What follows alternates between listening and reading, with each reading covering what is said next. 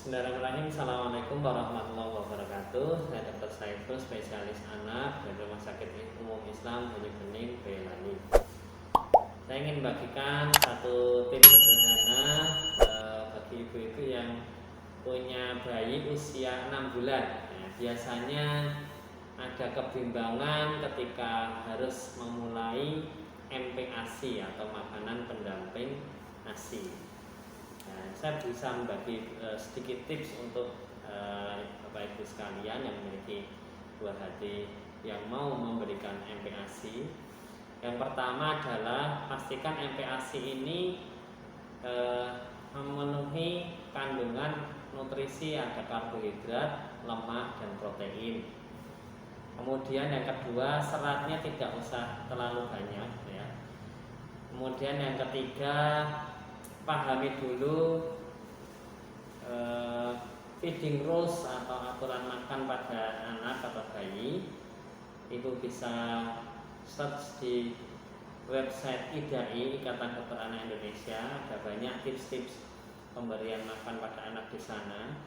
Di antaranya adalah jam-jam pemberian makan harus teratur ya. Jadi sehari semalam bisa diberikan kira-kira jam 7, jam 12 atau jam 1, kemudian mungkin nanti jam 5 sore atau jam 6 sore. Tapi di antara makan ini harus ada snack. Jadi snack bisa diberikan jam 10, sekitar jam 3, kemudian mungkin nanti malam ya kalau misalkan belum tidur. Jadi makan total sehari semalam bisa 5-6 kali termasuk snack. Dan tidak boleh mengurangi frekuensi ASI. Nah, jadi yang sering menjadi miss adalah MPASI ini bukan makanan pengganti ASI, tapi adalah pendamping ASI. Kemudian apa yang bisa diberikan pada anak, apakah bikin sendiri atau pakai yang pabrikan yang sudah jadi? Ada plus minus masing-masing. Bagi Bapak Ibu yang memang pintar membuat sendiri, asalkan karbohidrat, lemak, proteinnya bisa diberikan secara baik, kebutuhan lemak kira-kira 20% kalori dari kebutuhan kalori harian, maka boleh membuat sendiri. Bagi orang tua yang tidak biasa membuat sendiri atau mungkin takut ya, proporsinya ini saya nggak terlalu paham nih, perbandingan persentase kalori, karbohidrat, dan lemak dan sebagainya, maka bisa menggunakan pabrikan dan insya Allah aman, karena produk pabrikan mereka sudah ada standarnya dan sudah ada kandungan karbohidrat, protein, dan lemak. Justru ini yang kalau buat saya sendiri, saya lebih prefer yang seperti itu. Nanti diberikan, tentu diberikan bisa diencerin dengan ASI atau susu ya. Jadi bisa diberikan, tentu frekuensi ASI tidak boleh dikurangi. Berikan makan dengan jam yang teratur, tidak boleh lebih dari 30 menit ya. Kalau anak sudah 30 menit dia sudah menolak, jangan dipaksakan, berikan makan di jam berikutnya. Ini adalah beberapa tips yang bisa saya berikan.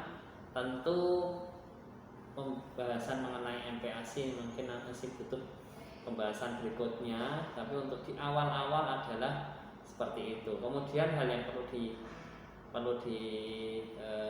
dievaluasi adalah ketika kita mencoba satu makanan dalam satu hari, sebaiknya hanya satu jenis makanan, karena kita perlu mengevaluasi anak ini ada alergi apa tidak, cocok atau tidak gitu ya. Kalau dalam satu hari kita memberikan makanan baru dengan berbagai macam, itu kita seandainya dia ada alergi, diare kah, atau gatal-gatal kah, atau apa, itu kita tidak bisa secara pasti mana yang bisa menyebabkan atau mana menjadi penyebab alerginya. Sehingga harapannya satu jenis. Nanti evaluasi selama 1-3 hari. Kalau baik berarti aman, kita bisa menggunakan makanan baru yang lain. Dan ini berjalan terus menerus. Semakin besar usia 6 bulan, nanti 7 bulan mungkin nanti lebih kasar lagi tingkat kekasarannya ya. 8 bulan sampai usia 1 tahun harapannya bisa makan nasi. Tapi untuk tahap MPASI berikutnya mungkin pada video berikutnya. Insya Allah seperti itu, mudah-mudahan bermanfaat. Assalamualaikum warahmatullahi wabarakatuh.